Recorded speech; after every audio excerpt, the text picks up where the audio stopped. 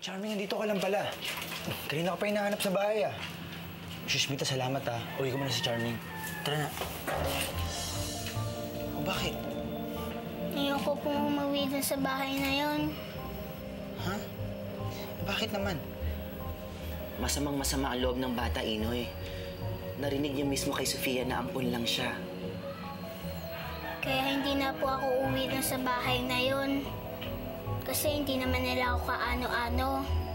Ampun lang ako. Sana sinabi na nila nung una. Sana sinabi niyo na po para hindi na ako umasa pa. Ming, wala naman akong alam, eh. Hindi ko alam. Ming, tara na. Charming! Charming, saan ka pupunta? Charming. Teka, ano bang ginagawa mo?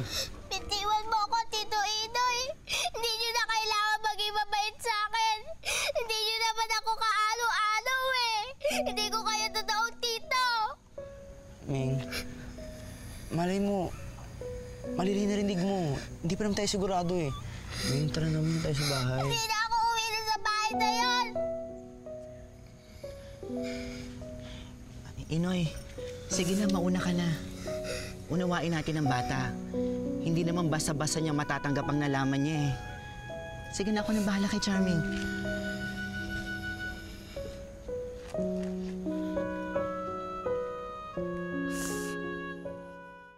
Sigurado ka bang ayaw mo nang umuwi sa inyo?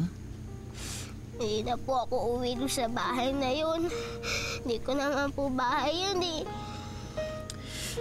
Alam mo, Charming, may isa akong bagay na tutunan na gusto kong matutunan mo kahit bata ka pa. Hindi ka dapat gumagawa ng desisyon kapag galit ka. Kasi kapag galit ka, magulo ang isip mo.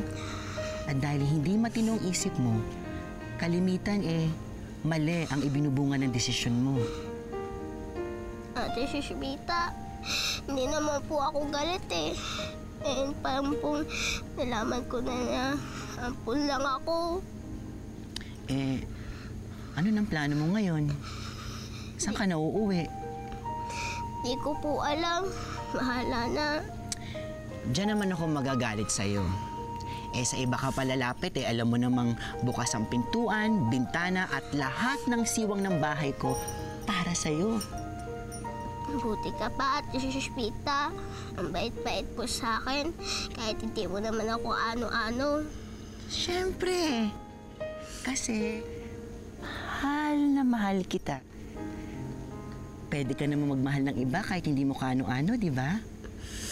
Tulad ng Itay Ronald mo. Hindi mo ba naiisip ang itay mo? Kung totoo mang hindi ka nila tunay na anak, hindi ba at nararamdaman mo na mahal ka naman ng Itay Ronald mo? Hindi kaya sa mga oras na to nag-aalala siya sa'yo. Teka, saan tayo pupunta? Di saan pa po? Di sa bahay. Sigurado ako nag-aalala sa akin si Itay Ronald. Halika na.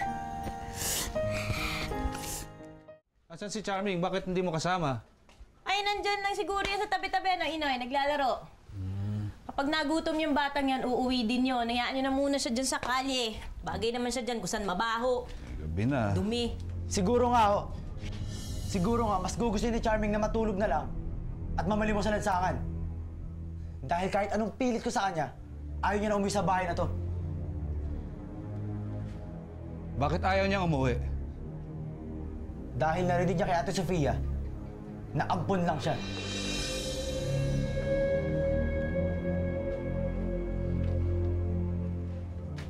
Sinabi mo yun sa bata?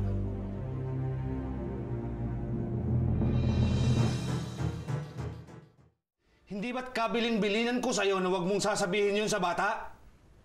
Wala ko sinasabi. Baka lang narinig niya yung usapan namin kanina ni Libby. Bakit kasi hindi ka nag-iingat Ronald, kahit anong ingat mo, lahat ng lihim lumalabas. Bata pa si Charming, Sofia. Hindi niya maiintindihan yun. Hindi naman na hindi ko maintindihan sa'yo. Dapat bata pa lang sinabi na natin sa kanya ang totoo Nang matanggap na niya na kahit kailan, hindi pwedeng patay-patay tingin natin sa kanya dahil ampun lang siya. Yan ang bagay na wag mong sasabihin sa kanya. Kahit hindi siya galing sa akin, tunay na anak ang turing ko sa kanya. Inoy, samahan mo ako. Hanapin natin si Charming.